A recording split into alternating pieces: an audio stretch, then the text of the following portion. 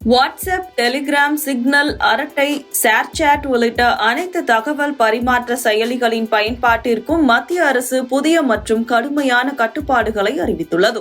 இனிமேல் sim card ஆக்டிவாக இருந்தால் மட்டுமே இந்த செயலிகளை தொடர்ந்து பயன்படுத்த முடியும் என மத்திய தொலைத்தொடர்பு துறை உத்தரவிட்டுள்ளது. தற்போதுள்ள நடைமுறையில் வாட்ஸ்அப் போன்ற செயலிகளில் ஒருமுறை OTP அல்லது மிஸ்டு கால் மூலம் உள்நுழைந்த பிறகு சிம் கார்டு செயலிழந்தாலோ அல்லது சாதனத்திலிருந்து நீக்கப்பட்டாலோ கூட அவற்றை தொடர்ந்து பயன்படுத்த முடிகிறது.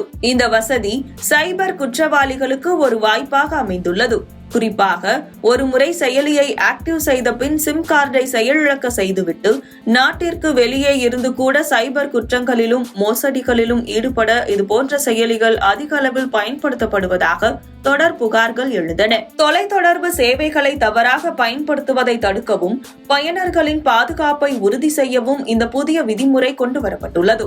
நவம்பர் 28 மத்திய தொலைத்தொடர்பு துறை பிறப்பித்த இந்த புதிய உத்தரவு இணைய பாதுகாப்பு கொள்கை திருத்த விதிகள் 2025 கீழ் கொண்டு வரப்பட்டுள்ளது.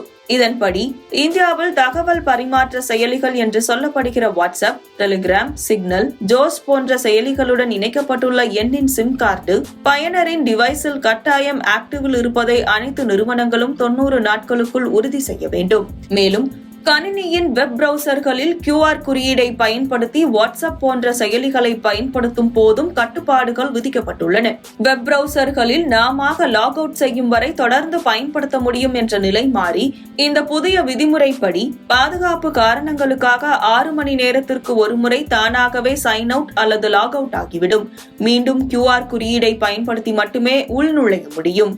இந்தியாவில் செயலிகள் தகவல் தொலைத்தொடர்பு சேவைகளை வழங்குகிற அனைத்து நிறுவனங்களும் 120 நாட்களுக்குள் இந்த விதிமுறைகளுக்கான இணக்க அறிக்கைகளை தகவல் தொலைத்தொடர்பு துறைக்கு சமர்ப்பிக்க உத்தரவு பிறப்பிக்கப்பட்டுள்ளது.